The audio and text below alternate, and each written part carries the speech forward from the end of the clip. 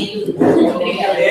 Então estamos online, ao vivo. Boa noite a todos que nos assistem. Boa noite. A todo o pessoal que está aí na internet e a vocês que nos acompanham no YouTube.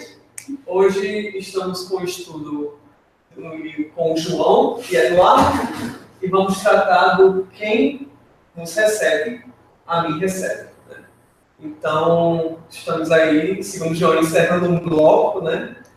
Finalmente, depois de bastante tempo de estudo, vai ser um estudo bastante proveitoso. Ok? Então, pode passar a palavra agora para o João e para o Eduardo. Eduardo e João, na verdade, né? Eduardo escolheu o primeiro lá, vamos lá. A gente vai fazer. Gente, a gente vai terminar um bloco hoje. De Mateus, né? A Haroldo até coloca assim, a recepção, que tem a ver com quem vos recebe, a mim recebe e tudo mais. Mas ele termina um bloco quando Mateus escreve no capítulo 11 assim: e sucedeu que, concluindo suas recomendações aos seus 12 discípulos, Jesus partiu dali para ensinar e proclamar nas cidades deles. E a gente vai ver que Mateus tem 5 momentos que ele escreve assim: e sucedeu que Jesus concluindo, né? O Champion fala disso. Então, esse é um momento importante que marca o final desses 5 blocos, ok?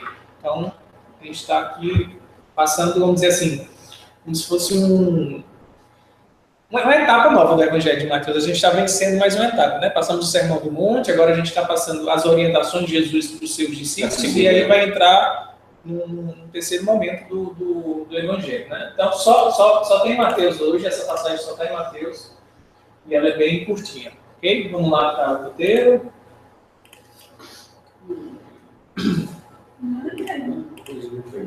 Visualizar a publicação fixada. Então, a gente tem aí a prece, né, a leitura da perícope, tem um vídeo do Talmidim, o René Kivitz comenta sobre essa passagem. É bem interessante o comentário do Kivitz, ele vai falar da Shekinah, que é a presença divina. Quem, quando, onde, como, comentários bíblicos, a gente colocou já os espirituais, nós temos 6 textos para ver, no final as nossas referências. Vamos lá para a prece, né? Quem quer fazer a prece? Posso fazer? Paulo? Marcos?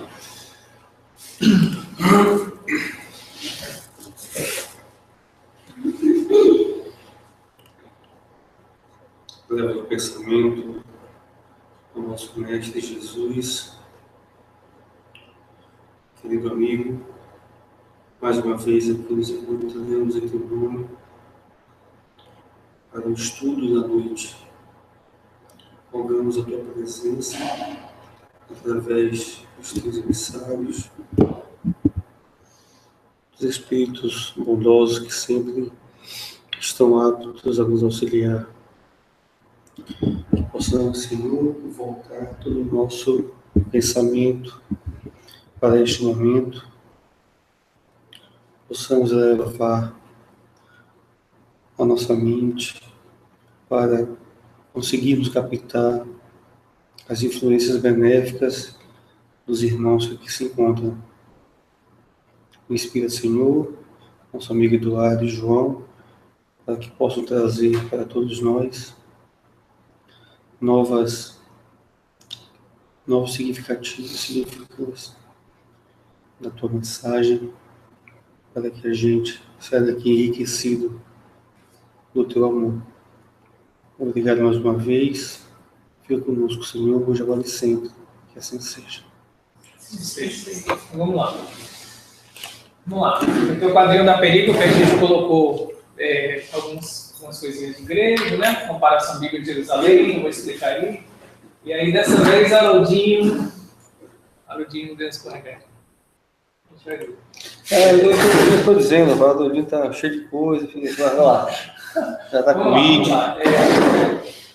Tem uma versão de Haroldo, né? No Novo Testamento ele chama esse bloco de a recepção, e na Bíblia de Jerusalém chama de conclusão do discurso apostólico, que a gente está vendo, né? Já Jesus dando aquelas recomendações, né? Quando vocês forem para alguma cidade, leva só um cajado, leva só uma túnica, né? Se você entrar numa cidade, eles não receberem, você deixa a vossa paz. Então, Jesus deu uma série de recomendações para os apóstolos e ele vai terminar dizendo essa questão da recepção. Então, vamos lá vamos ler a outra. Quem vos recebe, a mim recebe. E a quem me recebe, recebe aquele que me enviou. Quem recebe um profeta na qualidade de profeta, receberá a recompensa de profeta. Quem recebe um justo na qualidade de justo, receberá uma recompensa de justo. E quem der de beber um só copo de água fria a um destes pequeninos, na qualidade de discípulo, amém vos digo que de modo nenhum terá perdido a sua recompensa. E sucedeu que, concluindo suas recomendações aos seus 12 discípulos, Jesus partiu dali para ensinar e proclamar nas cidades deles. Bíblia de Jerusalém. Meu Deus. Quem vos recebe, a mim me recebe. Quem me recebe, recebe o que me enviou. Quem recebe um profeta na qualidade de profeta, receberá a recompensa de profeta. Quem recebe um justo na qualidade de justo, receberá a recompensa de justo. E quem der, nem que seja um copo d'água fria a um destes pequeninos, por ser meu discípulo, em verdade vos digo que não perderá a sua recompensa. Quando Jesus acabou de dar instruções aos seus 12 discípulos, partiu dali para ensinar e pregar nas cidades deles. Então, a gente destacou, né, em palavras coloridas, a gente vai explicar, até quando eu fiz o estudo com o André disse assim, João, coloca no slide embaixo, o Diego está vendo aí no slide, né? Eu coloquei uma legendazinha. Laranja significa isso, azul significa aquilo. Porque quem depois for ver os slides em casa ou for baixar o material, vai entender o significado das cores, né? Ó, ali embaixo tem. Eu lembro, porque tá tudo na cabeça, né? Mas André disse, coloca a legenda para o pessoal entender depois o que significa cada corzinha dessa, né? Mas pode voltar, Diego, lá no grande mesmo. Então, assim, primeiro, né? A primeiro destaque é lá em cima. Haroldo traduz assim, recebe aquele que me enviou. Bíblia de Jerusalém coloca, recebe o que me enviou. Aí tem um tom. Estão vendo ali um tom cinza, né? Não um tom de cinza, 50. Tom grego, que é na verdade um artigo. E aí, por que a gente colocou esse tom do lado do Bíblia de Jerusalém? Porque na verdade é um artigo mesmo. Então, assim, em grego, como a gente tem em português, existe aquele, este, esse, do mesmo jeito, né? São os pronomes demonstrativos. Este livro, né? Esse data show, aquela copiadora lá, você aponta, né? Então, do jeito que está escrito no grego, não tem aquele, que é uma palavrinha chamada ekeino. Não está lá. O que está lá é como Jerusalém traduziu. Está lá o tom, que é o artigo. É o, né? Então, se a gente fosse ser mais assim, fiel a como está escrito no grego, nesse sentido... Já jogou no livro lá, não? Não, ainda não. Não, a gente abriu um tópico ontem, a gente abriu, mas essa questão ainda não. Mas eu vou colocar lá. Então, assim, detalhe, né? O que seria mais correto? Aquele ou o ó de Jerusalém? Segundo o grego, seria realmente o ó. Né? Mais embaixo tem assim, no 10:42. E quem der de beber um só copo de água fria, né? Haroldo coloca um só. Bíblia de Jerusalém coloca, nem que seja. É um sinônimo, né? Mas no grego tem mono, que é uma palavra que a gente usa, né? Monografia, a gente usa muito. Então é só, no sentido de um só, mono. Bíblia de Jerusalém coloca assim, e quem der, só de dar. No grego está potisse, que é dar de beber. Então Haroldo traduz realmente como está lá. Não é dar qualquer coisa, é dar de beber. Uhum. A palavra água realmente não aparece no grego, como Haroldo colocou ali entre chaves. No grego tem assim, quem der de beber um só copo de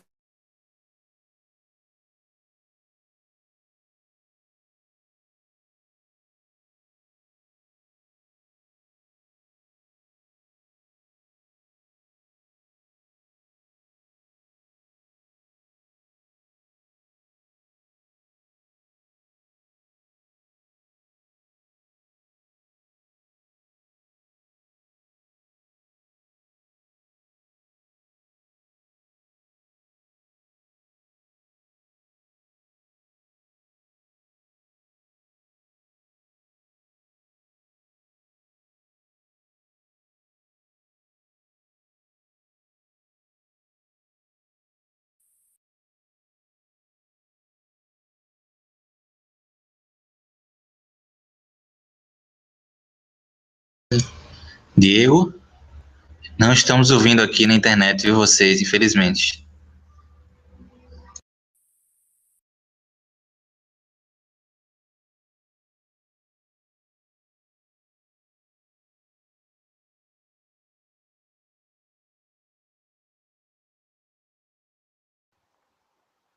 Na real, eles não estão nem aparecendo aqui mais nada, né? Caiu o NEP. Eu acho que eles caíram. Voltou. Nossa, pessoal, está escutando a gente agora? Estamos. Quando for problema na internet aqui, alguma coisa do tipo. Só terminar assim. Do ponto de vista do qual o prejuízo do sentido para você dessas falhas, não, essa forma de a Bíblia de Jerusalém interpretar e essa outra. Traduzir, né? Assim, eu Do quero... ponto de vista do entendimento, traz algum prejuízo maior na interpretação? A nossa ideia, Haroldo coloca isso na introdução da tradução dele. Haroldo diz assim, a minha tradução vai ser uma tradução que vai levar as pessoas ao tempo de Jesus. A proposta dele é essa. É a gente tirar expressões que a gente usa hoje, que às vezes quer facilitar o entendimento, mas que você descolore o sentido que Jesus passou. Então, quanto mais perto você tiver do sentido grego, mais perto você vai estar de como Jesus quis passar a ideia. Porque tem isso também, né? É como aquela história assim, dá a César o que é de César. Haroldo traduz como retribuir, porque em grego está retribuir. Então não é só dar, é dar porque veio dele. Então é uma sutileza que clarifica a ideia de Jesus. Nesse caso específico aí, que a gente está vendo, o aquele e o é uma questão só realmente de técnica gramatical. O mais correto seria o, porque você está se referindo a um outro ser.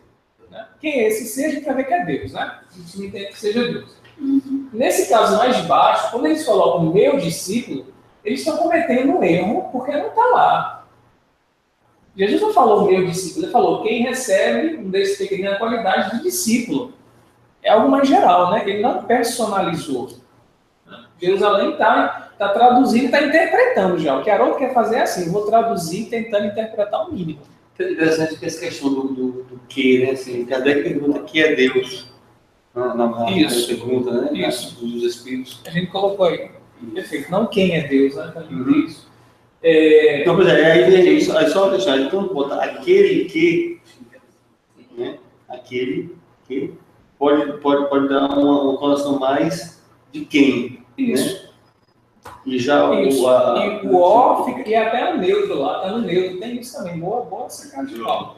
O O está no caso neutro, que é o tom, acho que o Thales não sabe, que aí fica mais neutro, que eles têm isso, tem masculino, feminino e neutro, aí está no neutro. um Deus Não é nem homem nem mulher, né? Esse é a homem e a eta, né? Então, Tal, ômicron, ni. Tal, Sim, e a legenda agora isso é só uma confusão de causa da batismo e do genitivo, né? Porque porque tem que ter uma referência na frente, porque essa não vai ter, porque Deus está subentendido. Exatamente. O tom aí, ele é o acusativo, na verdade. Né? Recebe é o verbo principal, recebe quem ou o quê. Gente, calma, tá um pouco rápido. Porque Thales não está estudando grego, mas não vamos entrar nisso, certo? Vamos só entender assim, que o mais correto é dizer recebe o que me enviou. É o mais correto no grego. Se a gente for entrar nisso, você vai... Isso fica lá para o fórum. Se quiser entrar no fórum lá, eu tenho uma parte lá só de grego. Vamos mais embaixo aqui, ó. Quando Jesus diz assim, né, Carol traduzindo, amém vos digo que de modo nenhum terá perdido a sua recompensa. Haroldo coloca, de modo nenhum. Bíblia de Jerusalém fala, em verdade vos digo que não perderá a sua recompensa. Esse de modo nenhum dá um tom de ênfase. E no grego tem o me, que na verdade é não. É uma ênfase mesmo, não vai perder mesmo, ele estaria dizendo. Não perderá de jeito nenhum, não perde, né? De forma nenhuma. Então, não perde nem.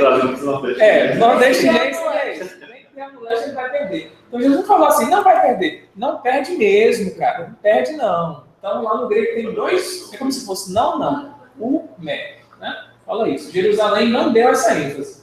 Haroldo deu. E o projeto da já me disse, né, irmão? Que esse núcleo se expanda para fim de expandir o trabalho que ele apenas iniciou, assim, não iniciou, mas que ele, assim, desenvolveu no juntamente com outras pessoas, e espera que seja desenvolvida ainda mais, porque muitas coisas serão encontradas e isso vai ser muito bom que a gente. Por isso é importante ter um fórum na internet, a gente está participando, colocando as questões. Os netos estejam estudando, estejam analisando. Exatamente. E aí as duas últimas coisas seria só no no capítulo 11, versículo 1, que diz assim, Haroldo, e sucedeu o que, concluindo suas recomendações. E Jerusalém fala, quando Jesus acabou de dar instruções, né? Haroldo coloca sucedeu o que, está mais perto do grego, que é o egeneton oter. Egeneton é ocorrer, suceder, aí Haroldo ficou mais perto. E eu achei interessante o recomendações, porque vai mais no sentido de você dar um mandamento. Recomendar tem a ver com mandar. Então não é só dizer assim, olha, ali na esquina tem uma loja que vende roupa. Você dá uma instrução, ó, você vai ali, né? Se você diz, vá lá comprar roupa, é outra coisa. O peso é maior. Não é só dar um direcionamento, é mandar fazer alguma coisa. Então a palavra grega que está lá, que é diatasson, tem esse sentido de você mandar, comandar. Então Jesus não estava dando só sugestões, né? Olha, gente, fica a dica. Não. Ele estava mandando as pessoas fazerem isso. E Haroldo traduz recomendação e fica no sentido assim mais de comando mesmo. Jesus estava dando um comando para aquelas pessoas, né? Jerusalém fala instrução. Aí pode ficar uma coisa mais assim, flexível. Eu acho que Haroldo acerta mais quando bota a recomendação. E pregar e proclamar, aí é meio sinônimo, né? Acho que o Thales uma vez trouxe isso. Não foi o que seria proclamar e pregar? Fez um estudo sobre essa questão de proclamar. Eu lembro que você falou disso, não foi? Mas aí a gente pode entender como sinônimo, não vamos entrar nisso, ok? Mas de forma geral, o quadro é esse. A questão do aquele, que não seria o mais correto, e a questão do meu discípulo, né? Que Jerusalém colocou lá que não existe, certo? A gente vai detalhar mais isso na frente, ok? Vamos seguir. Os casos lá do ablativo, acusativo, a gente bota no fórum, certo? Não se preocupe. Vai apagar para a gente ouvir? Sim, apagar. O vídeo é do Talmidinho Shekinah. Fazia tempo que a gente não viu o vídeo. Pronto, eu vou só copiar aqui o link do vídeo, pessoal. Pronto, pessoal. O link do vídeo está aí. Vou cortar aqui agora o áudio. Quando a gente terminar, a gente volta. Ok?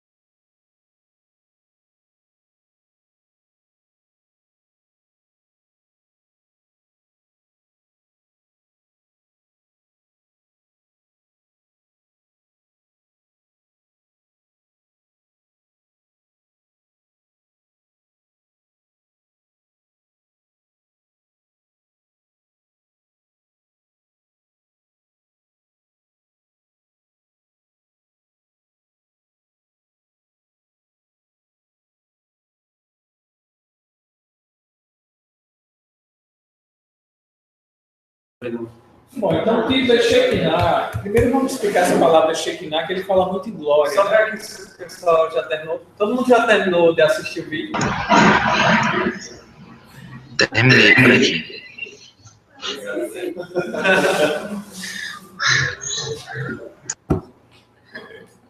Que susto. Desculpa aí a altura, viu? Não é porque tava alto aqui do É porque o vídeo tava baixo. Aqui também tava baixo pra gente o vídeo, né? Entendi. Pronto. Ele usa a palavra Shekinah para designar esse vídeo, né? E Shekinah é uma palavra que a gente vê até em algumas igrejas evangélicas. Vocês já viram por aí, igreja Shekinah. Tem umas igrejas que usam esse termo, né? O que é Shekinah? A gente colocou até no slide, uma notinha embaixo, explicando para quem depois for acessar os slides, né? Significa, na verdade, habitação ou presença de Deus. É quando Deus se manifesta, né? Só lembrando que naquela época dos judeus, no templo, havia praticamente 3 divisões, né, de acesso. Uma ao público geral, uma para alguns sacerdotes e o Santo dos Santos, que só o sumo sacerdote entrava uma vez por ano. E nesse lugar havia a manifestação de Deus, uma forma de nuvem, alguma coisa fluídica, né? Na interpretação espírita hoje seria assim. Algo fluídico acontecia ali, algo energético. E isso é a presença de Deus. E alguns interpretam essa presença como se fosse a glória, né? Jesus, na transfiguração que a gente vai estudar, Jesus fica ali luminoso, né? Mostra o ser espiritual dele, mostra toda a glória dele, e ali é a presença de Deus. É assim que o Kivitz interpreta. Aí tem aí o que ele colocou, né? Shekinah é a divina presença, né? Aparece na Bíblia, que vem da raiz habitar, fazer morada. Aí tem a questão do cabalismo. Então, em resumo, seria isso. É quando Deus vem habitar e se manifesta de um modo mais presente. Isso seria a Shekinah, né? E alguns interpretam como sendo uma espécie de energia divina, aí uma interpretação já bem cabalística, né? Que habita no interior do universo e vivifica o universo. Como se fosse, eu lembrei muito do André Luiz quando fala que o fluido cósmico é o hausto de Deus, né? Uhum. Então essa Shekinah poderia ser, na visão espírita, aquela essência espiritual do fluido cósmico mais etéreo que sai ali de Deus. Mais primitivo, né? O mais sutil. Então é a presença divina que está espalhada por todo o universo. É uma energia divina. Que é quem cria, né? O resto precisa ser manipulado. Isso, exatamente. Eu acho que você falou habitação. Um dos significados da habitação. Eu digo assim, ele está dizendo porque naquele estudo Levítico, Sim. ele vai citar que a primeira vez que aparece a palavra filho, né, que ele vai fazer uma resposta ao rei Davi, né, que Davi queria construir um templo para Deus. Né? E aí diz assim, meu filho vai construir, eu vou construir uma casa para meu filho e o filho vai construir uma casa para mim. Ele diz, né?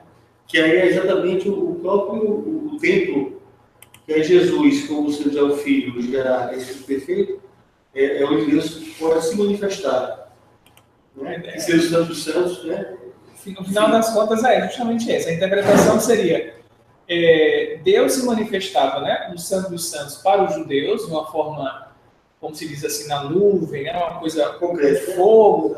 E aí, quando Jesus vem, Jesus é o templo vivo onde Deus está se manifestando. É isso que o Kivitz quer dizer. Então, Jesus fala, tem uma passagem, né? Quem me vê, vê Deus. A ideia é essa, né? Ele está em conexão direta com Deus. Então, Jesus está sendo ali um médium de Deus, como os Espíritos falam na codificação. E essa presença divina em Jesus, ela é muito patente, né? É o raciocínio do Kivitz. Então, é a hierarquia. Primeiro tem o Pai, né? Aquele que enviou, ou o que enviou. Tem o Filho, que é o Cristo, os profetas, os justos e nós pequeninos, né? Ele faz a hierarquia e todos nós somos conectados em cadeia, na verdade. Seja para o bem, representando, ou seja, desconsiderando, né? Então, se a gente recebe um profeta, a gente está conectado. Se a gente rejeita o profeta, rejeita por tabela Jesus, rejeita por tabela Deus. É uma cadeia, uma reação em cadeia. Como se fosse um dominó, 5 dominózinhos. Você quebrou um, você desmonta a cadeia inteira. Um depende do outro. Então, se eu recebo, por exemplo, eu estou na minha casa, o Diego vem pregar em nome de Jesus. Olha, eu estou fazendo aqui a palavra de Jesus, eu quero falar do Evangelho, eu recebo você. Por tabela, eu estou recebendo Cristo. Por tabela, eu estou recebendo Deus. A ideia é essa. Se eu nego você como missionário, por tabela, eu estou negando Cristo, estou negando Deus também. Essa é a ideia, né, da passagem. A comunidade conectada, né? Então, esse é o conteúdo do Shekinah. Alguém quer falar da internet sobre esse comentário do Vitz, ou tá claro? Alguém escreveu alguma coisa aí, Diego? Não. Agora, então, eu queria só acrescentar que o vídeo, né? Sim. O vídeo, o pastor Red René Kivitz, ele fala de esse livro como ovelhas para o meio de lobos. E que Jesus faz uma série de advertências aos seus discípulos, tal, nos sermões proféticos. E, inclusive, aí eu acrescentaria também, lembrando também, porque se tem muitas orientações, muitas vezes, a questão também dos falsos profetas, né? A gente está falando do profeta e dos falsos profetas, porque certamente é muito importante a orientação correta, né? Segura, porque influencia naqueles que têm a intenção de, quando eles discípulo, eles se referem àqueles que estão buscando, né? Então, acho que o falso profeta também se encaixaria bem nesse momento. E antes de dar sequência, eu sei que tem algumas pessoas que eu não conheço aqui também, e é um prazer ser bem-vindos aqui também, né? É uma alegria para a gente conhecer esses irmãos novos, né? Não há, digamos assim, desconhecidos para nós, né?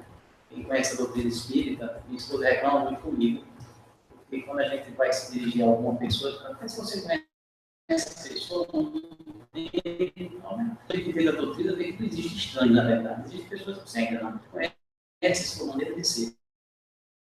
Mas estranho não. Quando essa, vou chamar gráfica,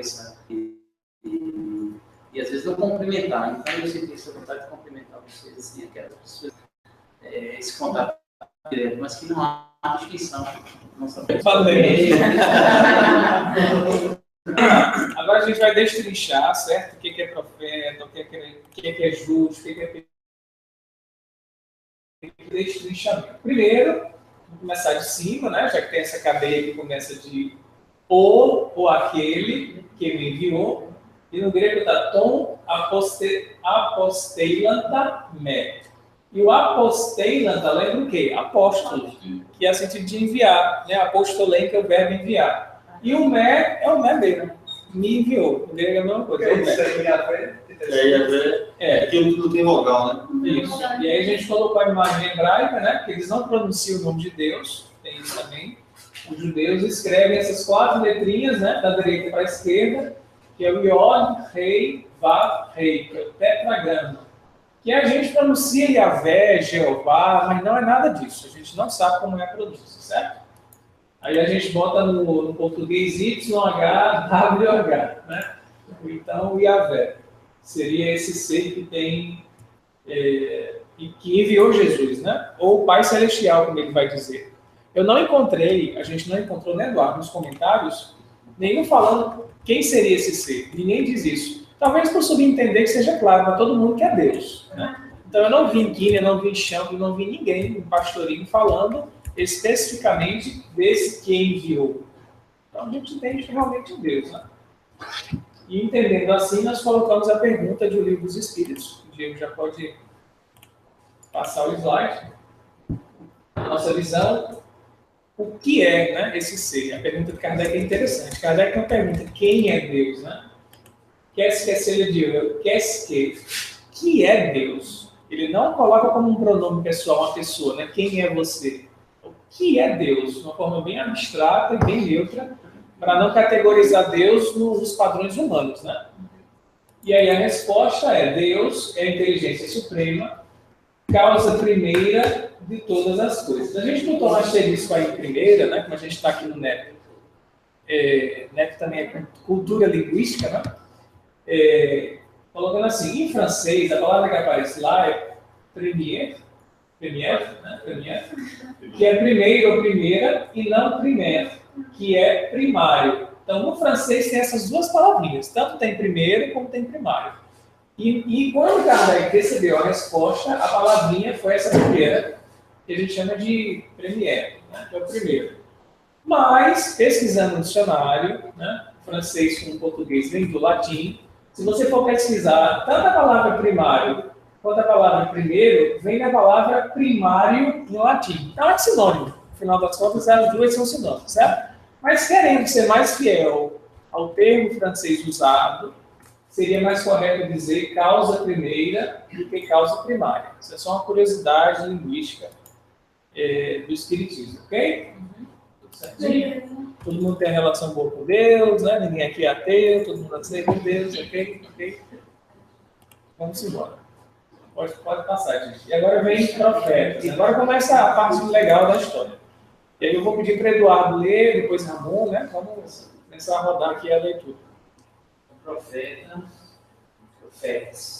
Isso. A primeira pessoa que a Bíblia chama de profeta é Abraão, na referência. Isso. Mas a profecia do Antigo Testamento recebeu sua forma normativa na vida e na pessoa de Moisés, que passou a constituir padrão de comparação para todos os profetas futuros. Duas descrições gerais aparecem geralmente usadas a respeito dos profetas. A primeira, o homem de Deus, descreve o conceito sobre eles que tiveram seus semelhantes. Esse título foi dado pela primeira vez a Moisés e continuou sendo empregado até o fim da monarquia. Outro título geral era servos, dele, teu ou meu. Não parece que alguma vez alguém se tenha dirigido a qualquer profeta chamando de servo de Deus, mas Deus frequentemente descrevia os profetas como meus servos. Isso é interessante. Né? Fala assim, Menavi, né? Recebeu essa qualificação foi Abraão, mas é o grande profeta. O que o Douglas fala aí não é uma titulação, não é um adjetivo que eles davam a eles mesmos, né? Poxa, Moisés é um homem justo, Moisés, as pessoas é que diziam isso dele. Né? E, como ele diz no final, a forma que Deus se referia a esses homens era chamando-os de servos. Vocês são meus servos, né? Então Deus vai dizer, Moisés, você é meu servo, né?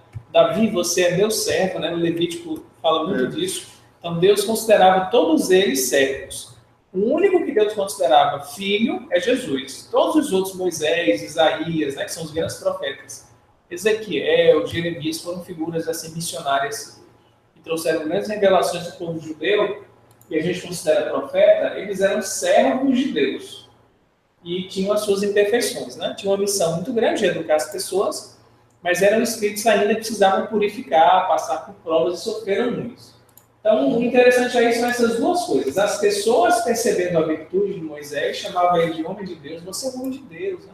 Como Chico Xavier, a gente não olha para Chico e fala isso, né? Até quem não é espírita fala, Chico era um homem de bem, Chico era um homem de Deus. A gente fala isso, né? Reconhece as virtudes dele. E aí, quando é Deus falando, né? E no Antigo Testamento aparece, se Deus disse, né? Tem essas expressões. Aí Deus chama esses homens de servos. Vocês são meus servos. Isso quer dizer que eles servem a Deus?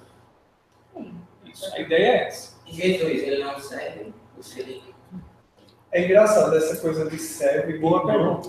Fala. Que de filho, que a gente já viu em outras passagens, né? E Jesus, ele vem sempre com esse ensinamento de que, tipo, a gente deveria se encaminhar para ter uma relação com Deus não só de servo, né? Mas uma relação de filho, né? É engraçado porque isso é muito presente no Antigo Testamento, essa questão de temer a Deus, de servir a Deus. Isso. Mas aí Jesus vem ressignificar isso, né? E trazer esse sentido de você ser filho. Né? E o filho também tem lembrando de falar, a questão da comunhão.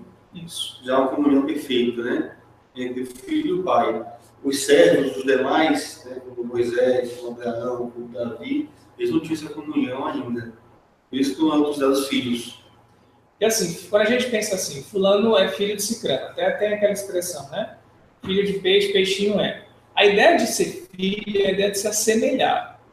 Então a gente diz assim, fulano, Ismael nem parece filho de Eduardo, né? Porque no comportamento não parece, né? O Ramon não parece filho de Kátia, não é que fala isso, né? João nem parece filho de Guia, porque é tão diferente, a gente não diz isso. Então assim, a expressão filho de, a gente carrega esse sentido de parecer com, como Paulo falou, comungar, né? E se você for ver a vida de Davi, de Abraão, de Moisés, eles escorregaram em vários momentos. Então eles não representavam Deus tão fielmente como Jesus. Jesus representava, era aquele filho obediente mesmo, aquele filho que todo pai quer ter, né? Jesus era o filho, obedecia o pai, não dava trabalho a Deus, não era rebelde, cumpria tudo direitinho. Davi deu trabalho, Moisés deu trabalho, todos os outros deram trabalho. Né? E até levando a questão espírita, né? Como Jesus é o governador da terra, tudo que veio para a terra veio dele, né? Aí até a questão da hierarquia, né? Sim. Se referindo ao planeta Terra, todos que vieram por Jesus, né? Tudo que acontece aqui na Terra é sobre a ordem de Jesus. Aí a hierarquia dos que vieram para a Terra servia a Jesus, né? Isso. Hierarquicamente eles estão abaixo de Jesus antes de Deus. Inclusive, Larissa... Né? E a questão de, quando se diz homem de Deus e servo de Deus, também dá uma conotação que o homem de Deus está mais próximo a Deus, né? É como se fosse um Jesus, por exemplo, que não é. Que o povo achava isso, que a gente às vezes faz isso, né, com os médicos, né? Não, o Divaldo já é perfeito, é um erro da gente, na verdade. Erro não. O homem de Deus dá uma conotação de mais próximo a Deus do que você ser servo de Deus. E nessa questão de servo, né, Larissa Barra, Ismael, não sei quem foi que digitou, ela estava comentando sobre essa questão de se referir a Deus. Sim. Né? E aí eles disseram, melhor chamá-lo Adonai, que é Senhor. Senhor. Né? Então, é interessante essa relação aqui. E ninguém nem um deles na Terra, né? Nenhum deles dos profetas, né? Nenhum deles falou com Deus realmente, né? Foram todos. Nem Moisés. Nem Moisés. Aí a gente já a interpretação espírita nossa, né? Qual foi o ser que falou com Moisés lá na sarça ardente, né? A gente imagina que não foi o próprio Jesus ou algum espírito superior, né? Eles contaram direto com Deus, a gente imagina que só Jesus realmente teve, né? Pela pureza dele. Isso gera até aquela confusão entre as outras religiões, né? Que quando Jesus disse, né? Eu e o Pai somos um. A Igreja Católica mesmo quer dizer que Jesus é Deus feito homem aqui na Terra. Né? Só que quando Jesus disse eu e o Pai somos um, justamente na igualdade do cumprimento do dever, né? Tudo que Deus determinou, Jesus faz, né? Só em relação a essa, você falou aí, no caso do homem, né, o servo, e alguém falou aqui também de irmão. Sim, né? Vamos perguntar a questão de irmão. Sim. Então, o irmão também, só para ilustrar, o Emmanuel traz, se eu não estiver enganado, em Pão Nosso, uma mensagem ao irmão, que é bem interessante. Só que no nosso dia a dia, no cotidiano, na nossa linguagem, a gente segue nem sempre colocando as palavras corretas, e para isso, para a gente isso é tão importante. Às vezes o estudo não traz interpretativo, se você realmente tirar o cerne do que você está ouvindo, muitas vezes a gente se quer que fala. Substitui a palavra amor, né, de uma forma, banaliza a palavra amor, o irmão, e aí irmão? Mas é irmão, virando. Mas o irmão tem um significado muito importante quando você diz, meu irmão. Isso aí é quase como um título que a pessoa merecer, digamos assim, tem as qualidades que ele traz, de ser o irmão. Então tem uma importância muito grande nessa. A Emmanuel traz isso. Os primeiros cristãos, a gente quando vai ler Paulo Estevão, né, eles se diziam assim, irmãos em Cristo, né? Então, se você realmente considera o outro irmão em Cristo, nós somos irmãos ideal espírita, né? Então, é a família espírita, na verdade. Então, quem tem essa convicção mesmo, considera o outro como irmão de verdade, né? Nós estávamos na luz e nós, aí uma determinada pessoa, né, uma palestra sobre o Cristo, Jesus, né, no livro, ela levanta e diz, Jesus não teria sido muito exclusivista e levanta essa suposição, né? E aí eu trago essa ideia que vem trazendo na minha mente desde isso, por isso que eu estou trazendo para vocês, em relação a quase sempre, por que Jesus se preocupou tanto conosco? Por que a gente não tem nosso livre-arbítrio? Por que a gente não cresce sozinho, desenvolve e vai crescendo? Porque essa preocupação dele não parece algo, uma intervenção, uma interferência de Deus aqui na Terra para que a gente siga de toda forma? Não. Aí a gente fala, geralmente a nossa posição é de, não tenho nada com isso. Né? Eu estou lendo o Evangelho, mas ali é o Evangelho. Mas isso não tem nada a ver comigo. Não tem que tomar isso para mim. Então não tem que tomar isso para mim. Mas aí essa visão global, todos nós estamos interligados, né? Nessa grande família. Obviamente, você sofrer consciente, eu sabendo porque sofre, isso vai te ajudar muito mais, porque isso com o tempo a gente vai se rendendo a essa ideia. Essa conversão se dá a partir daí, dessa compreensão. E daí, por isso, essa formação de grupo de estudo não é um processo de sectarismo, de domínio, de dominação, mas de libertação. Isso que já veio como um salvador desse processo de libertação. Não tem um interventor que vai intervenir no nosso processo. Muito bom. Aí Kardec vai trazer no Evangelho segundo o Espiritismo, né, a definição de profeta, que a gente às vezes imagina, profeta é quem adivinha o futuro, né? Tem um texto de Kardec aí muito lúcido que resume bem o que é isso, né? Quem está na ordem de ler, é Ramon? Profeta. Atribui-se comumente aos profetas o dom de adivinhar o futuro, de sorte que as palavras profecia e predição se tornaram sinônimos. No sentido evangélico, o vocábulo profeta tem mais extensa significação. Diz-se de todo enviado de Deus com a missão de instruir os homens e de lhes revelar as coisas ocultas e os mistérios da vida espiritual. Pode, pois, um homem ser profeta sem fazer predições. Aquela era a ideia dos judeus, ao tempo de Jesus.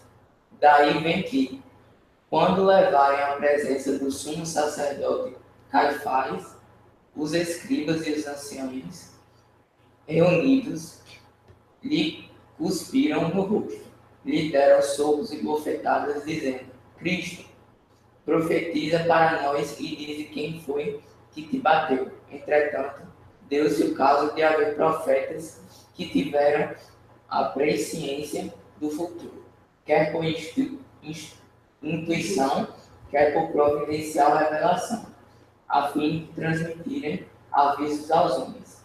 Tendo-se realizado os acontecimentos preditos, o dom de predizer o futuro foi considerado como um dos atributos da qualidade de profeta. Então, essencialmente, profeta é um enviado de Deus que tem a missão de nos instruir nos assuntos espirituais. É um médium, né? Tem uma sensibilidade mais aguçada, tem um senso moral também mais desenvolvido, tem uma inteligência mais desenvolvida e pode ter presciência no futuro, mas isso não é pré-requisito. Essa é uma questão que eu queria há algum tempo falar, passou por isso, mas essa questão de médium e profeta, né? Até na música, antes me, hoje profeta. Tem isso, não? Porque assim, eu acho que é importante, assim, todo profeta, ele era médium, mas nem todo médium ele é profeta. No sentido de que existe uma qualidade moral naquele que ele enviava. Hoje em dia, a fragilidade não está em qualquer. Isso que eu estava comentando aqui. É um detalhe muito íntimo a questão da premonição. O fato dele ser o portador da mensagem é algo que é bem mais significativo, né? E a autoridade moral dele, né? Você tem o Isaías, o Ezequiel, eles tinham uma autoridade moral para falar. Não é só ver o futuro. Eu já li na doutrina algo que se referir, né? Que profecia, se eu não salvo engano, a profecia não é algo que deve se realizar, como muitos acreditam. Mas eu falo isso aí. É dito para que a coisa não se realize, é um aviso. Para a gente mudar os nossos Profecia, como muitos pensam que é uma adivinhação do que vai acontecer, não. Ela vem para que aquilo não aconteça. É tipo um aviso. Por exemplo, qual foi o Papa de Hitler, né? Ele foi avisado, em desdobramentos tem uma palestra de Divaldo. Ele foi avisado quando o Papa da época desencarnou, ele foi avisado que ele seria o próximo Papa e que o próprio Jesus tinha enviado aquela mensagem para ele, para que ele cuidasse, que ele ia passar um período muito difícil, né, que era a Segunda Guerra Mundial, e ele desobedeceu a Jesus e fez pacto com Hitler. Então aquilo foi uma profecia para que ele não deixasse acontecer o que aconteceu, né? Só que ele não atendeu e se perdeu no caminho. E sobre quem vai dizer lá na frente, se não disser, se não colocou, que João Batista não seguia um profeta, não profetizava. Ele foi considerado profeta, ele citava as citações de outros profetas, mas ele não profetizava. Ele estava ali para anunciar a vida do Cristo e tal, mas não profetizar no sentido de adivinhar, né? De adivinhação, de prever futuro. Ele foi um profeta de enviado de Deus com a missão de destruir os homens. João Batista foi um dos maiores, né? Eu vejo a citação, eu não sei se do Quina ou do o próximo tema da gente é sobre João Batista, na verdade, né? O João Batista, o Jesus fala, entre os nascidos de mulher, ele é o maior, né? Então seria o maior profeta, na verdade, é João. Né? Interessante isso, pela autoridade moral dele. No entanto, ele não profetizava, segundo os estudantes. Quer dizer, a grandeza não vinha pelo nome da profecia.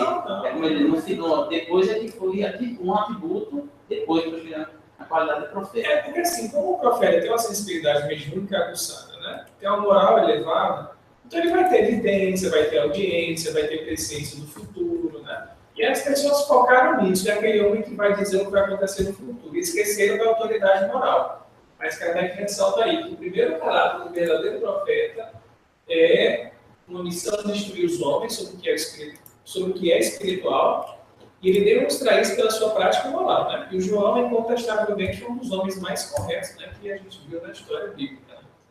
Tão correto que incomodou muito lá o Herodes e a dançarina, né, que deu a cabeça dele. Até no livro dos Espíritos, né, que um dia, quando a gente conseguir entender o que são os nossos sonhos, né, a gente já vai estar com um profeta, né? O sonho é o que a gente consegue lembrar do sonho. E João resgatou bem assim, a lição que a gente às vezes se perde em relação à questão da imperfeição humana que eles têm, né?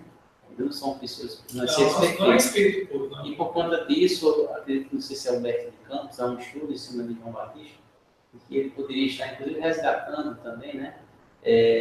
A questão, até a forma não precisava ser tão contundente. Né? Porque diz que a maneira de você tratar, inclusive, os próprios reis, às vezes até de alertar, mas não. É muito austero. Né? O mais interessante é a autoridade, inclusive, do próprio João Batista com relação a Herodes, né? Que Herodes respeitava isso, tanto que quando ele fala, né, qualquer coisa, né, pedido tudo ela pede com a cabeça, diz, rapaz, fui falar qualquer coisa, lasquei. Vamos agora, depois do profeta, na ordem, né? A gente viu Deus, profeta, agora vem o justo, que no grego é dikaios. Justo. Dikaios. Dikaios. No Antigo Testamento, o adjetivo sadik, reto, é por dezenas de vezes traduzido como justo. No Novo Testamento, o adjetivo dikaios, reto,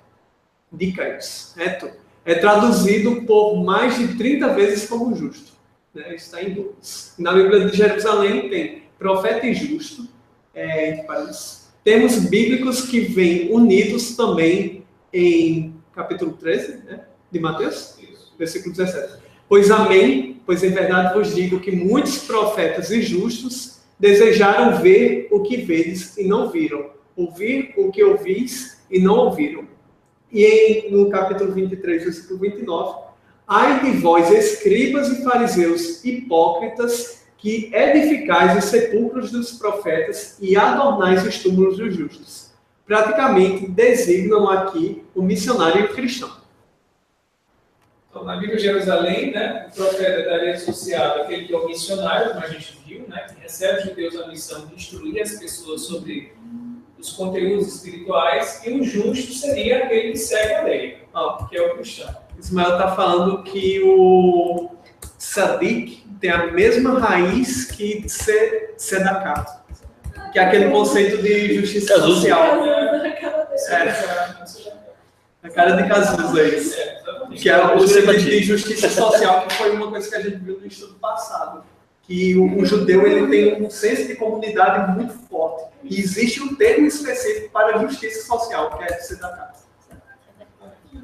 Então, assim, o justo aí, né, o reto, tem muito a ver com retidão, é aquele que cumpre e é obediente à lei. A lei manda fazer isso, eu faço. A lei manda fazer aquilo, eu faço. A lei manda não fazer, eu não faço. Ele observa mesmo a lei, né? O homem que cumpre ali à risca os mandamentos da lei. É um homem, não precisa ser nenhum enviado, um homem, né? Comum como a gente. Uma pessoa que vai para uma empresa pública e é justo nos impostos, é justo na distribuição dos cargos. É idôneo, é esse tipo, você ser reto, moralmente reto. O justo é isso, certo? E agora, né, chegamos no grau assim, mais pequenino, que é dos pequeninos, né? São os micróis. Chegou a vez. Chegou a vez, Thaleson, que é pequeno, né? Pequeno grande homem. Leia, meu bem, É só fácil, cara. A questão da tocha do vídeo 2 segundo a Bíblia de Jerusalém, seriam os próprios apóstolos, né? Os pequenos seriam os próprios apóstolos. E a gente fica não. Tá. A gente fica no pequeno do pequeno. Já está muito parecido ali, micróide para micróide, bem certinho. É o micro do micro, da quântica, né? É o subatômico do micro. Né?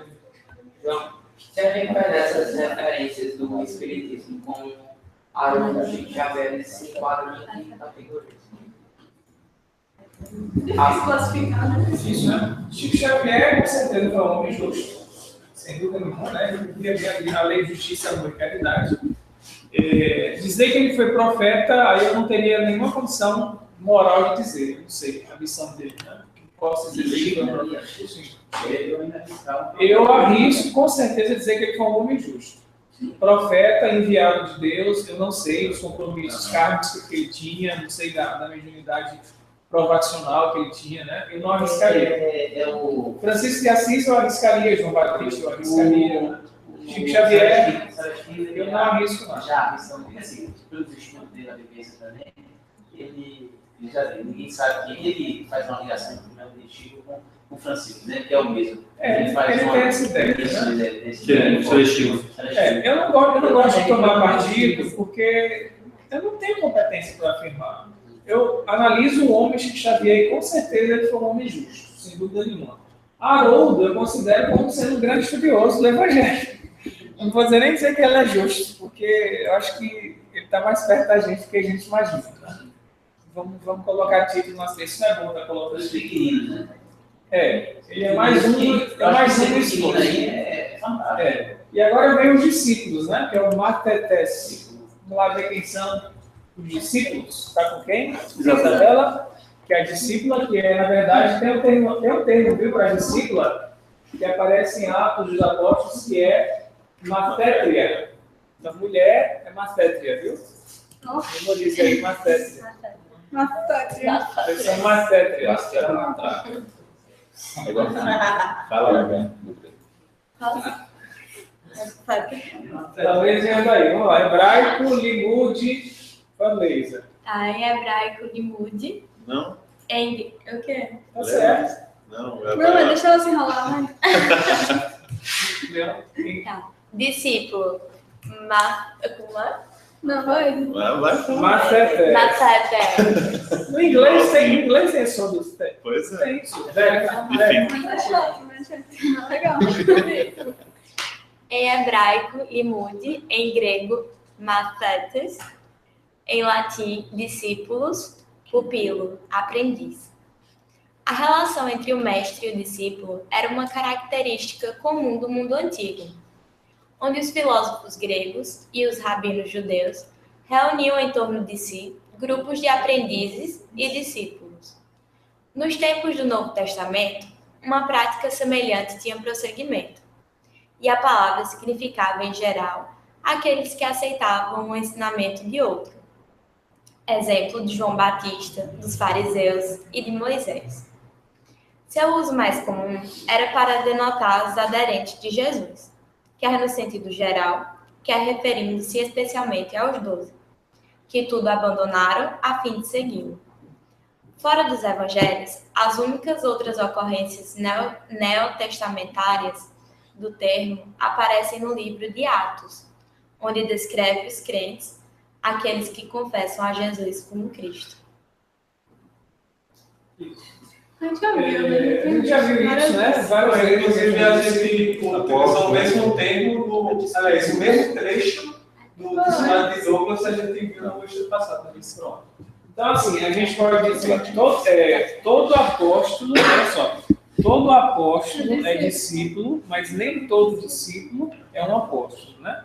A gente é discípulo, mas não é ainda apóstolo. A gente está nesse finalzinho aqui. Os crentes confessaram Jesus Cristo depois, né? A gente está tentando ser aderente. A gente está candidato a discípulo, na verdade. A talmidim, como diz o é aqueles que ouviram o ensinamento dele a Jesus. Não só ouviram, como receberam dele a missão, né? Receberam Jesus, diz assim, você, Pedro, Tiago, João, estou escolhendo. Inclusive Paulo, né? Que recebeu. Também. Paulo, Jesus apareceu para Paulo, se você vai, né, levar os... Então, o apóstolo, ele recebe como se fosse a gente hoje, no âmbito jurídico, né? Você recebe a nomeação,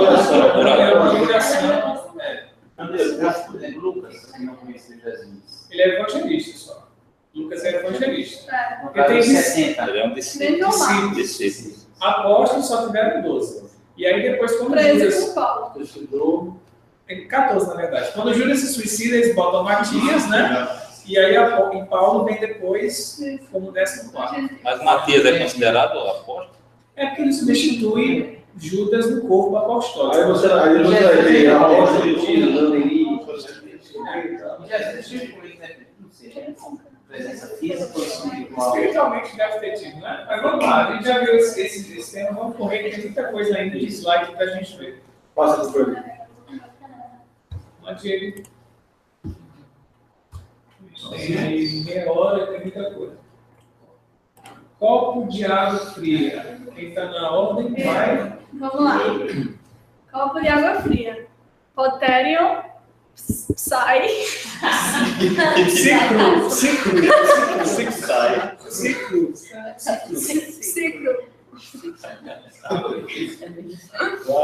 Vamos lá. Frequentemente, a água simboliza a bênção e o refrigério espiritual outorgados por Deus. E o anseio pela água indica a necessidade espiritual do que a deseja. Na visão de Ezequiel sobre a água de Deus, sobre a casa de Deus, as águas que fluíam de debaixo do limiar representavam as bênçãos que Javé derramará sobre o seu povo. Jeremias descreve Javé como um manancial de águas vivas, frase que aparece refletida em João. Quem crê em mim, como disse a Escritura, fluirão do seu ventre rios de água viva, onde o Espírito Santo é subentendido. No Novo Testamento, a água é ligada à vida eterna como bênção suprema proporcionada por Deus. Porém, em Efésios e Hebreus, a ideia predominante é a purificação batismal pela palavra para o perdão dos pecados. Então, água é um termo que vai aparecer muito na Bíblia, né? Tem um significado desde o Gênesis, né? As águas que foram separadas de cima e de baixo, o Espírito de Deus pairava sobre as águas, né? Que água é essa? E Haroldo faz um estudo, né, interpretando que seria fluido cósmico e tal. Então tem toda uma interpretação mais profunda em relação a isso.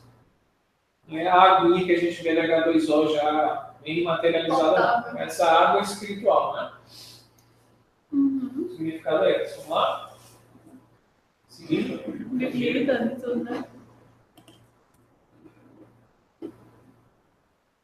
Agora levantar. Agora sim. Vai adora figurinha, né? Foi maravilhoso, mentira. Toda vez que eu faço, eu tenho que estar figurinha. E aí Jesus fala de recompensa, né? Que ele diz isso. Quem receber, ele fala de recompensa. E uma palavra que a gente vê muito é galardão, né? Ele vai receber um galardão. E a palavra que está aqui no grego é miston, que é recompensa, né? De modo nenhum perderá a recompensa dele. Quem der a água a essa pessoa e tal. O que seria essa recompensa, né? Tem que estar na ele. A recompensa. Mistos. Isso, mistos. 13 raízes hebraicas, dentre as quais Sacar e Shorá são as principais. Estão por detrás de expressões de galardão no Antigo Testamento. Em grego, o verbo apodidome e o substantivo mistos são empregados.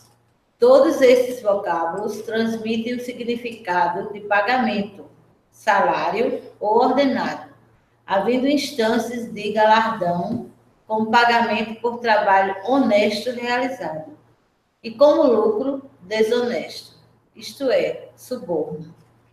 Jesus prometeu galardões aos seus discípulos, mas ligou-os com a autonegação e o sofrimento por amor ao Evangelho, a fim de impedir a atitude mercenária. Ele derrotou a noção farisaica do serviço meritório. Somos servos inúteis, e desencorajou o desejo pela recompensa humana, visto que Deus é o melhor galardão que pode ser dado ao discípulo. A palavra amistosa, no sentido assim, mais terra-terra, significa salário, recompensa. Você faz um trabalho e tem um ganho, né? E Jesus aplica isso no sentido espiritual, como diz o texto do Douglas, né? Sem aquela ideia interesseira e mercenária, que às vezes a gente até tem no espiritismo. Eu vou trabalhar no centro espírita aplicando passe ou carregando copinhos de água para poder ganhar bônus hora. Eles brincam com isso, às vezes, mas isso é sério. Assim. Você tem que fazer um trabalho desinteressado, como diz o texto. Ó. Um trabalho que seja de autonegação e por amor ao Evangelho. Né? A gente fazer o que a gente faz no espiritismo de campanha social, de dar aula, dar palestra, enfim. Porque isso faz bem para a gente e para todo mundo. É um bem em si mesmo, não precisa ganhar mais nada além disso. Fazer o bem já é um grande galardão. Não precisa esperar mais nada. Né? A ideia é essa, mas ainda há gente que está pensando em ter uma cobertura do nosso lar. Isso é muito de episódio aqui, ó, vou falar aqui. Convite para a governadoria. Que quando se dava as camisas, daí dizia, tira os botões e pode doar as camisas, né? Isso é uma doação, caridade, e a caridade com botão, né? Antigamente era sempre botão, para poder já seguir para o outro. Qual o significado da palavra galardão? Pois é, eu fui pesquisar, galardão vem... tem um significado português bem antigo, que é galardum, e vem de um nórdico, que é uma palavra bem estranha, o é galardo, está lá no dicionário Aurélio. Então a origem vem de coisas lá nórdicas, sabe? E aí os portugueses antigos usaram o galhardon e chegou para a gente assim, galardão. Mas é recompensa. É recompensa. É você fazer algo e receber um salário. A ideia é só essa. Tanto é que Haroldo bota recompensa, né? Porque galardão é uma palavra assim. É aquela palavra que soa do século XVII, uma coisa antiga, né? Hoje a gente usa mais, Haroldo bota recompensa. Não tem galardão. Qualquer tipo de recompensa é galardão. Vamos lá? E aí vem o onde, né? Que é o finalzinho, no capítulo 11. Quando diz assim, aconteceu quando Jesus terminou de dar as ordens aos 12 discípulos, partiu dali para ensinar e proclamar nas cidades deles. Né? Que cidades seriam essas? Né? Aí em grego, em tais, polesis, auton. As cidades dos judeus, segundo a Bíblia de Jerusalém. A gente vê uma pirei da Palestina, né? Com as regiões lá em cima, amarela, Galileia, que é onde Jesus ficava praticamente 90% do tempo, dando volta em torno do mar na Galileia, ali em Cafarnaum, Nazaré. No meio tem a Samaria, e embaixo Jerusalém e Belém, né? Que é a parte da Judéia mais embaixo. Então, as cidades deles eram as cidades da Palestina, no geral. Jesus vai começar uma peregrinação. Agora, esse deles é... Judeus. Segundo o livro de Jerusalém, judeus. Mas a construção da frase poderia ser as cidades... Não deveria ser a cidade dos discípulos, porque ele já estava por lá, né? Poderia sair dos ciclos, aqui está assim, dando ordens aos 12 discípulos dele, né, de Jesus, partiu dali para ensinar e proclamar nas cidades deles. Tanto pode se referir a deles discípulos, como deles A gente não nesse sentido do discípulo, porque Jesus já fazia isso lá. Né? Na Galileia. Isso. E todos eram de lá, com exceção de Judas e de outro que a gente viu, né? Que não eram de lá. Né? Mas, enfim, vai começar, na verdade, esse ponto marca, como a gente estava dizendo, um término de instruções de Jesus. Ele estava preparando os apóstolos. Ele já tinha enviado os apóstolos em missão, 2 em 2, e agora ele ia fazer um outro circuito pelas cidades, curando, fazendo milagres, né? É o momento que ele termina as instruções assim, a gente agora já passou a estratégia, vocês estão instruídos, vamos cair em campo. É o momento de cair em campo e fazer um circuito, fazer uma tour, né? Fazer uma turnê na Palestina, levando a Boa Nova, né? Isso aí marca esse momento do Evangelho de Mateus. Vamos lá. Que é o como agora. Como a expressãozinha que Haroldo coloca, né? Na qualidade de profeta, na qualidade de justo, né? E no termo grego tem eis onoma, que Haroldo bota. Literalmente seria pelo nome de. Onoma, em grego, é nome, né? É o nome. Então, assim, se você recebe algum profeta pelo nome de profeta, você vai ser reconhecido. Se você recebe um justo pelo nome de justo, né? Então, tanto faz dizer pelo nome ou pela qualidade, né? Porque, em geral, o nome reflete uma característica sua, né? A não ser que você seja um falsário.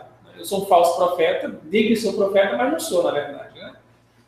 Mas considerando que eu sou, então, o meu nome já diz minha qualidade. Só a curiosidade aí linguística de aluno.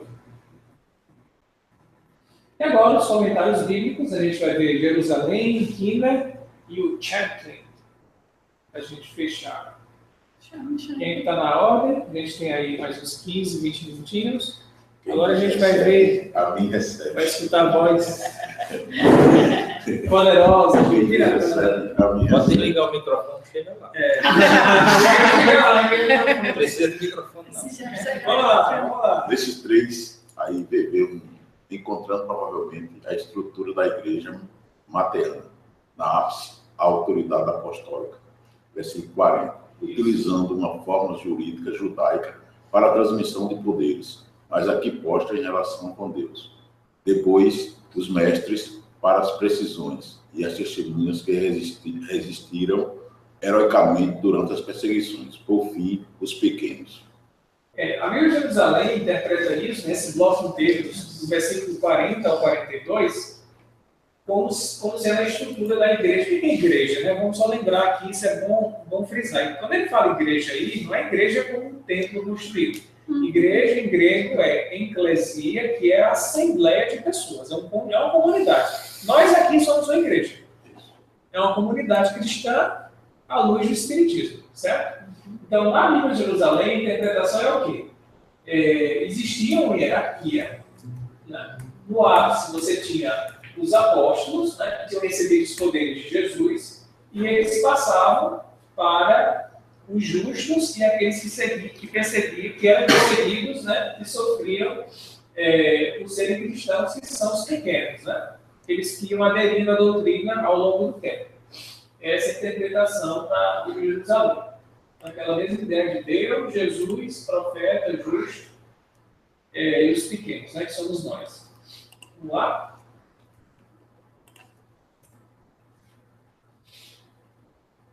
Ainda sobre o mesmo trecho, comentário do pastor Lino. Ainda? Pode ler? Quem vos recebe... já falou. O trecho final das instruções a seus emissários revela as recompensas daqueles que os receberem. Conforme disse Jesus em outro passo, como me enviaste, Pai, assim eu os envio. Aqui é dito, quem vos recebe, a mim recebe, e quem me recebe, recebe aquele que me enviou. É uma sequência em que vemos o Cristo, os emissários, os que os recebem, todos reunidos no interesse comum, facilitando assim a entrada em contato dos homens com o Pai. Mesma ideia de hierarquia, né? Deus, Cristo, os emissários que são os profetas não, os apóstolos, né? E as pessoas que recebem a mensagem dos apóstolos. E quem recebe a eles, recebendo Jesus. Deus, no final das contas. Chega toda. Deus. Então, É a cadeia. Primeiramente, isso não dá um status. Não. Eu achei bonito isso que o pastor ele fala no final, assim, facilitando a entrada em contato dos homens com Deus. Porque assim, imagina eu aqui, ignorante. Como é que eu vou ter um contato com Deus tão imperfeito? Quando eu tenho a presença do Chico Xavier, ele me serve de médium, intermediário, para entrar em contato com Deus. Ele me ajuda muito nisso. Eu pego carona na revelação de Chico. Né? Isso é muito interessante. Se vocês criassem isso quando aparece na Itália, muita gente que era insensível, a partir da presença de Francisco, despertou valores para querer rezar mais, querer renunciar, querer fazer jejum.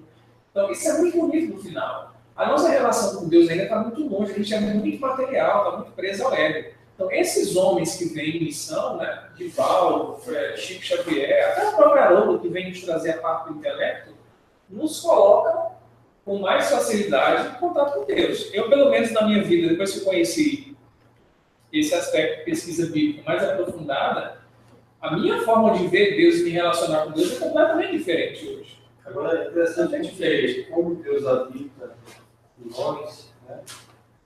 Amar o próximo, né? Como você pode amar a Deus, você ama o próximo, sim, amar o próximo, você ama a Deus. Sim, né? Então, ao mesmo tempo, ele está próximo demais do próximo. Então, a gente sim, né, poderia ter esse contato maior com Deus se fosse se amássemos o próximo. Essa questão da ignorância, né, que João colocou. Tem um fato curioso, uma tribo lá na África, bem afastada na época, recebeu uma visita de alguns pesquisadores num monomotor, né? E quando eles foram embora, os pesquisadores, aí eles construíram uma réplica de palha do monomotor, achando que era um deus, que o avião era um ser superior, que veio do céu, pousou. Quer dizer, aí essas criaturas, até quando ficaram naquela ignorância, né? Até entender que o avião não era uma criatura divina, né? Até chegar alguém que leve esse conhecimento para aquelas criaturas, né? Até eles descobrirem isso. Já preciso suas curiosidades. A Mayra fica olhando os olhos. Sabe o que eu achei bacana? E no artigo tinha foto mesmo deles lá, e o que eu achei bacana é que a réplica feita de palha ficou perfeita mesmo com um aviãozinho monomotor. É a nossa compreensão, a gente vai adquirindo a noção de Deus, né? A partir da evolução da consciência mesmo, vai cada vez mais se sutilizando a ideia de Deus. Hoje Deus é o quê? Causa primeiro, inteligência do universo, né? Uma coisa bem abstrata. Agora o Champlin também comentando esse bloco inteiro, né? O comentário do bloco todinho. Jefferson. Sou eu. Os versículos 41 e 42 desse capítulo parecem distinguir três grupos importantes no seio do cristianismo primitivo. Os profetas, os justos, comprovados por testes e experiências, que eram cristãos altamente honrados, e os pequeninos, os novos convertidos ordinários. O profeta cristão, desde o princípio, foi uma figura importante. Vê Atos, né? 11, 13, tanto. Aí o Champlin já dá uma outra perspectiva, né? Ele já coloca aí a questão do profeta relacionado ao missionário cristão, que seria, como a gente viu do Kardec, aquele que tem a missão de esclarecer as pessoas sobre os mistérios do mundo espiritual.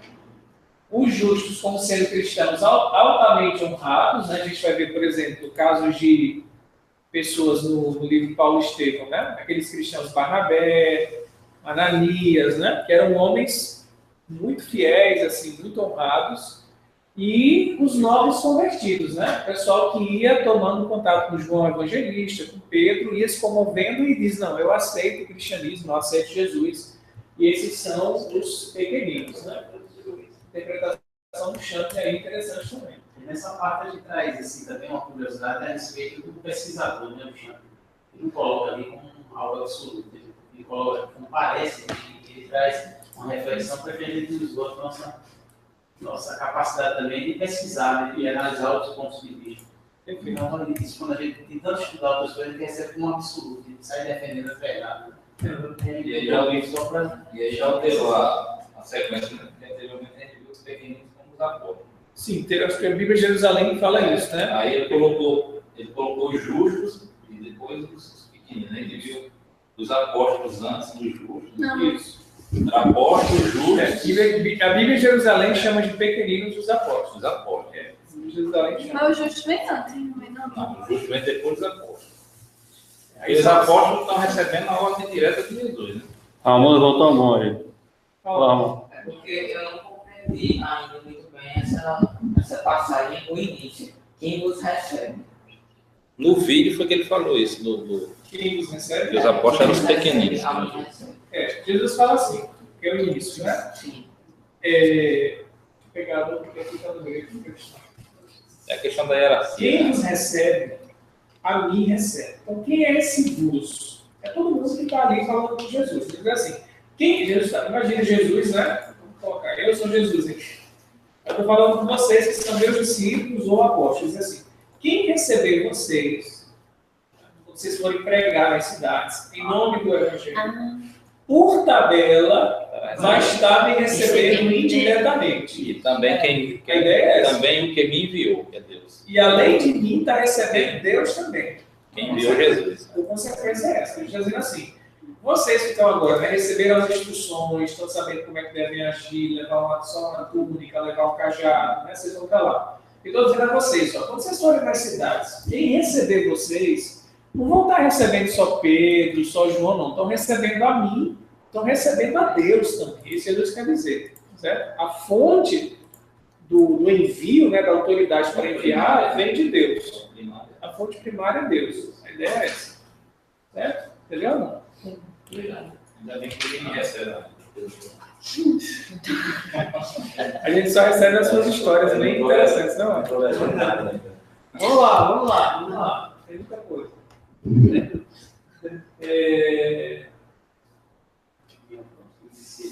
Paulo, O discípulo verdadeiro ocupa a posição de Cristo entre os homens, ao mesmo tempo que sustém relações com Deus Pai. Jesus também ensina que a cruz que os discípulos levariam seria uma fonte de bênção nesta vida, sem falar na vida vindoura, onde a cruz, que parece indicar somente sofrimento, também trará os seus benefícios. É como se Jesus dissesse aos discípulos: minha missão me foi dada pelo Pai, e essa é também a vossa missão. Perceber esse fato por si só é algo que encoraja a qualquer discípulo de Jesus. E assim, não é só Jesus, é Deus que está me encarregando de uma missão. Você se sente importante, né? Nesse sentido, valorizado. Não é pouca coisa, não. Os judeus tinham um ditado que dizia: o mensageiro é como aquele que o enviou. E Jesus concordou com esse provérbio judaico ao dizer: quem vos recebe, a mim recebe. É tipo uma procuração, né? Eu estou falando em nome de Jesus. Jesus está falando em nome de Deus. Pois Jefferson. A questão da cruz, né? Como ela é citada. Quando Jesus fala que, né? Quem quiser me seguir, né? Pegue sua cruz. Aí na questão da tradução, né? Certo.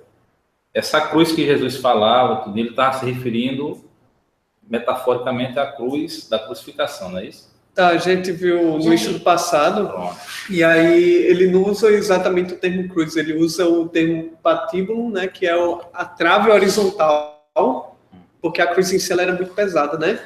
Mas ele traz isso de forma simbólica, né? Mas a questão da crucificação, apesar de não ser uma execução que está instituída no Antigo Testamento, como vários outros que estão no livro de Levíticos, era algo que era do cotidiano, era algo que eles viam cotidianamente e que era marca e símbolo da opressão romana sobre os judeus.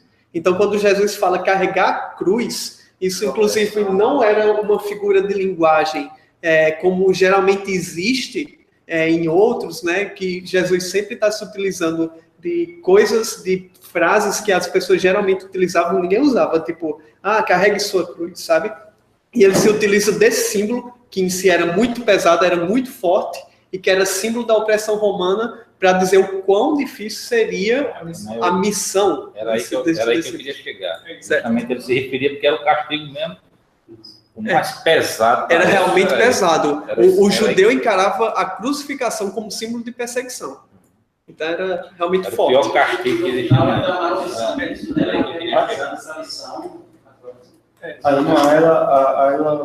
A Ilha, né? Então a Ilha fala, inclusive, em algum momento, que era algo assim muito humilhante, vergonhoso. Por isso que os discípulos, assim, não dá para mim não, esse negócio. O que Jesus era muito forte assim quando ele dizia as coisas. Né? Ele sabia que o pessoal ia passar. E ele não ia enganar. Ele dizia, olha, a missão que eu estou dando a vocês é das mais difíceis. Vai ser como carregar uma cruz. Os caras disseram, eu vou carregar uma cruz, né? Não vai ser flores, eu vou lá, meu amigo, eu sou discípulo de Jesus, vim trazer aqui uma mensagem para você. Não é isso, você vai enfrentar Romano. Leva além do peso da coisa. Certo, vamos lá. Sou eu, né? Quem recebe o profeta? Vamos lá, chama. Aqui Jesus mostra que as pessoas devem ter cuidado em receber não somente ministros ou profetas, mas todas as pessoas de bem, sem importar o serviço ou profissão que exerçam na vida. Os escritos judaicos contêm pensamentos semelhantes ao que foi expresso por Jesus, e esses pensamentos são numerosos. Aquele que recebe em sua casa um homem sábio, ou presbítero, né? Presbítero é um ancião. É como se tivesse recebido um Shekinah, a presença de Deus. E ainda, aquele que fala contra o pastor fiel é como se falasse contra o próprio Deus. Champlin, né? No fechamento. E depois seu pastorinho. A expressão receber um profeta por ser profeta está no original literalmente. Receber um profeta em nome ou na qualidade de profeta. A expressão que corresponde ao hebraico les rein. Para bem fixar o ensino, Jesus o repete 3 vezes. Recebe um profeta, recebe um justo e recebe um discípulo. Isso aí já está bem claro, a gente já falou bem disso. Então, a pessoa está representando mesmo uma autoridade maior. Né? Vamos lá. E aí vem a questão da água, né? Eduardo? Ou alguém na internet? Tem um pessoal da internet aqui. Vou falar da água aí. André, você pode ler aí essa parte da água? Se prepara, né? Porque André é rápido. Aumenta a rotação aí. Como desviando que você fica. André, meu filho, você tá aí? Tá, André falou, meu áudio não está legal hoje. Ok, então vamos passar para a Elis, que está na fila. Vamos lá, Elis. Bora. Gente, tá com um eco. Vou cortar o áudio aqui. Tá bom. Mateus 10, 42. Quem der de beber a um desses pequeninos.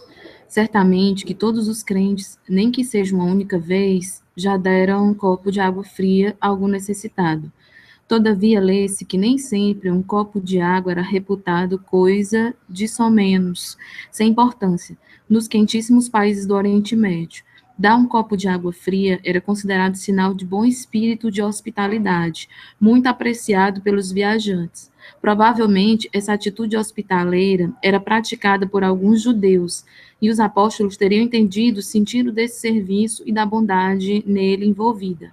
Destes pequeninos, os alunos dos rabinos eram chamados pequeninos, e Jesus tomou de empréstimo essa expressão, aplicando-a aos seus discípulos. Jesus reconhecia a fraqueza deles, as dificuldades inerentes à missão, a oposição que encontrariam, etc. E assim sendo, pensou neles em termos simpáticos e misericordiosos, como se fossem crianças, seus alunos. É notável que, mediante essas palavras, Jesus tem afirmado a verdade da promessa com uma expressão enfática: de modo algum perderá o seu galardão. Champlin. Só um comentário sobre isso, rapidinho. A gente viu, na Bíblia de Jerusalém falou que pequeninos são os apóstolos, né? Outro comentário falou que pequeninos somos nós. Na verdade, é assim, aquela ideia de discípulo, de sentido geral. Então, o apóstolo também era discípulo e nós também somos discípulos. Então, tanto o apóstolo como a gente somos pequenos. O apóstolo, a gente é mais pequeno, é menor do que o apóstolo, né? Mas eles também são pequeninos, porque estão na prova.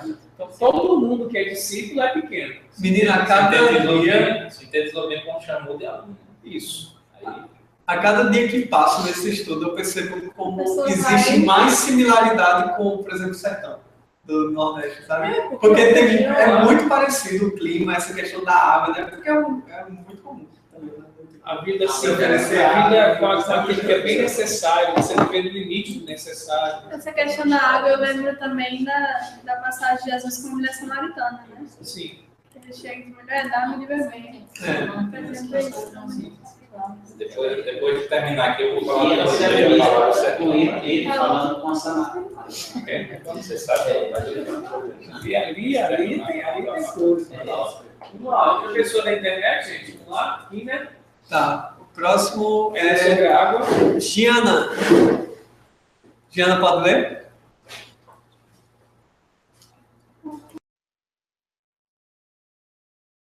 Vai, Vitória. Oi. Opa!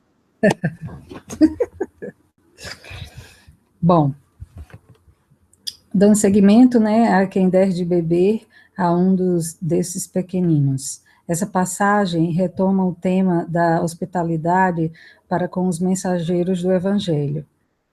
Realmente, as tradições israelitas exigiam, até mesmo dos reis iníquos, respeito aos profetas e condescendência de os poupar, não obstante as críticas que outros antigos reis não suportavam.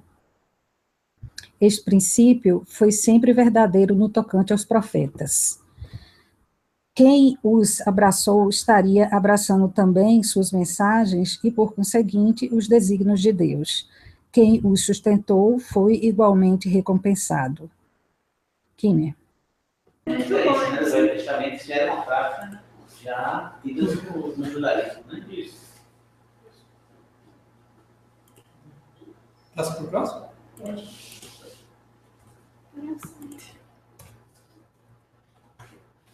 E aí a gente vai para o final, né?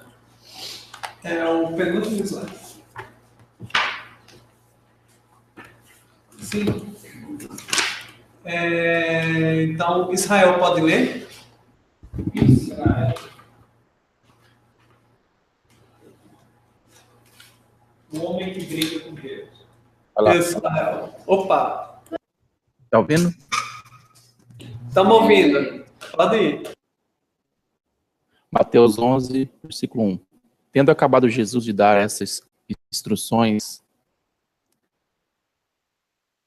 assinalaram o fim do segundo grande trecho de ensino de Jesus e são usadas para marcar o final de cada um dos 5 trechos de ensino de Jesus, em torno dos quais foi escrito esse evangelho.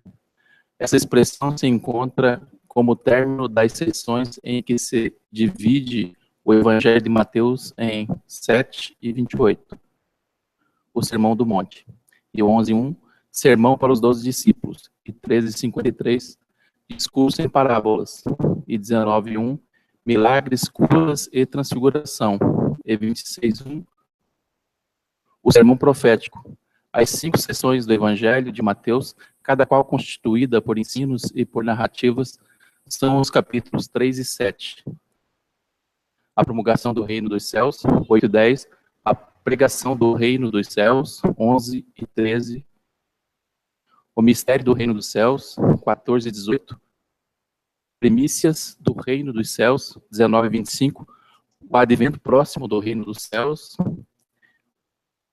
os capítulos 26 e 28, a paixão e a ressurreição, formam a conclusão do evangelho de Mateus. Chaplin. Ai, um bisuzinho do Evangelho de Mateus. Aí, isso que a gente estava vendo. A gente estava falando isso no início, é importante a gente ter uma visão geral de como está estruturado o Evangelho de Mateus, em 5 blocos, né? Ele diz no início assim, ó, essa expressão se encontra como término das seções em que se divide o Evangelho de Mateus. Então, a gente viu recentemente o quê? O Sermão do Monte. Jesus deu várias orientações, né? Pode só a luz do mundo, não se põe a candeia debaixo do alqueire, né? A questão de ouviste que foi dito, porém vos digo. Uma série de ensinamentos que ele deu. Foi o primeiro grande bloco de ensinamentos. Aí terminou aquilo ali, ele fez algumas curas que a gente viu, né? Várias curas. E depois voltou a ensinar, sobretudo em especial para os 12 que ele escolheu. Aí dá uma série de orientações para os 12. Termina as orientações Aí ele vai agora, depois disso, fazer vários discursos em parábolas, mais curas e milagres, e termina com um sermão profético, anunciando a morte dele e também o que aconteceria com a Terra nos séculos futuros. Né? Então está bem estruturado o Evangelho de Mateus. Né? Esses títulos que a gente colocou aí embaixo foi em Bíblia de Jerusalém, viu? Essa parte assim de promulgação do Reino dos Céus, pregação do Reino dos Céus, isso a Bíblia de Jerusalém divide assim, a gente copiou e colou de lá. A parte de cima foi mais de Haroldo, discurso em parábolas. Eu fiz uma mistura dos dois, assim, para fazer um encaixe aí, certo? Mas ficou bem. Então, Champlin só cita os números. O que está em colchete aí, eu fui vendo, checando e colocando, né? Porque se a gente fosse ver só os números, que assunto é esse? Vários números. Tudo que está em colchete, tudo que está em chaves, assim, em colchete, na verdade, é a gente que bota uma cidade para você. Porque senão fica 3, 11 é 3, 14 é 15. Tu quer fazer isso no nosso?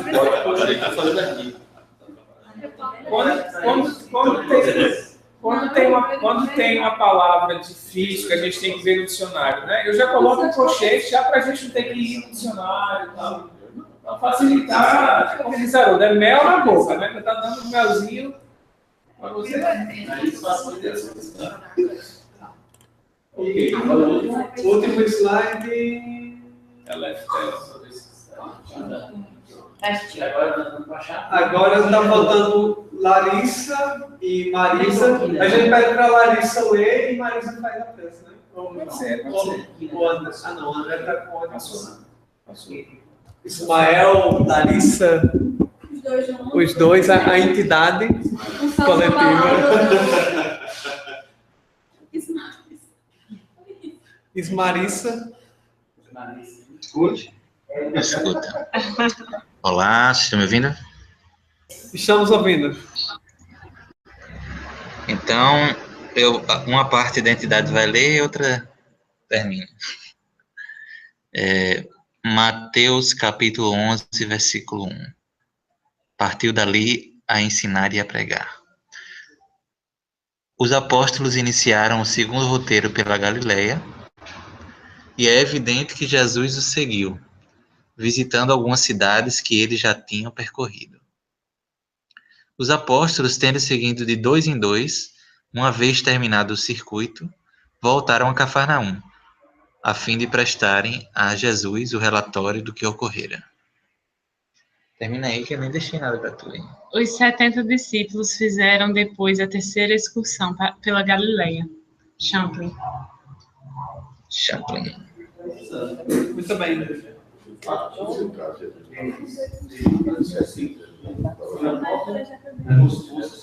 Pode estar aberto. Pode falar. A gente estava discutindo antes aqui a parte, esse cidades deles, né? Cidades deles. Deles quem? Deles quem? Né? Pelo que ele está colocando aí, que eu entendi, os apóstolos iniciaram o segundo roteiro para a Galileia. Que era a cidade deles. Deles próprios. Então, só que agora eles foram exercitando, né? E Jesus acompanhando. Então, esse deles, o Champlin, seria os apóstolos. E aí, quando ele cita assim, o relatório, no final é interessante, né? A fim de prestarem a Jesus o relatório do que ocorreu. Eu fui ver que Marcos 6,30 diz assim, ó, os apóstolos se reuniram junto a Jesus e relataram-lhe tudo quanto fizeram e ensinaram. Porque Jesus mandava e eu quero ver como é que vocês fizeram o trabalho. Agora, não sabia que ela escrito, né? Sim. Mas o relato. O relato, né? Conversar. Agora, para a gente não entender que como se fosse uma fichinha lá. Aí é o feedback oral deles, né? Tudo oral. E aí, no final, aparece, gente, isso é importante, ó. No finalzinho tem assim, os 70 discípulos, volta aí, Diego. Os 70 discípulos fizeram depois a terceira excursão pela Galileia. Então, olha a estratégia de Jesus. Primeira coisa, ele começou a andar por Cafarnaum, pela Galileia, pregando, anunciando, o reino de Deus está próximo, ele sozinho. Fez o sermão do monte inteiro. Depois do sermão do monte, convocou 12, mandou os 12 para um circuito, né? Pegou o relatório, depois chamou mais 70, e isso aí foi crescendo até hoje, que é a gente. Missionários, né? Porque o Ciência Galileia... Uma empresa dessa seguida. Gestão aí, total. É descentralizando mesmo, tá? Ô, João, esses 70 aí, depois que ele vai, Jesus já está morto, né? Jesus já está morto, né? Não. Os 70 ainda Jesus está morto. Nos 500. Nos 500 ele aparece, né? Os 500 ele aparece em espírito, mas 70 está vivo ainda. Está vivo? A gente vai ver, está vivo. E aí, gente, os comentários espirituais, certo? A gente selecionou esses seis textos, a gente vai passar para vocês já de amanhã para. Como vocês vão organizar, viu, Paulo? E aí, deverzinho de casa, bonitinho. 6 textos, aquele bloco dividido em 6 blocos de 15, né? Que eu coloquei. Faz 2 anos que eu estou esperando. Faz 2 anos que eu estou falando, mas vamos fazer o nosso. Mas não tem tempo. Ok. Fechou. Eu sou uma mulher que resolve. Vamos fazer a prece, Marisa. Se não tiver mais nenhum comentário. Pronto, Marisa, você que não fez comentário, Nayara não pode, né, comentar. Por quê? Ela está no tablet, no celular, alguma coisa assim do tipo. Marisa pode fazer a prece? Não, ela precisa sair. Ok, Marisa.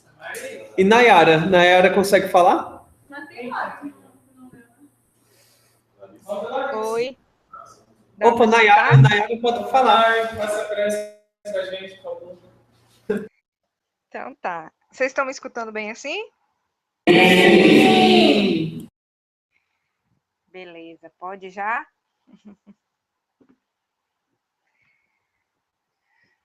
Mestre Jesus, guia e companheiro de todas as horas, obrigada mais uma vez por essa oportunidade de estarmos reunidos em Teu nome, em busca dos Teus ensinamentos e das Tuas dádivas.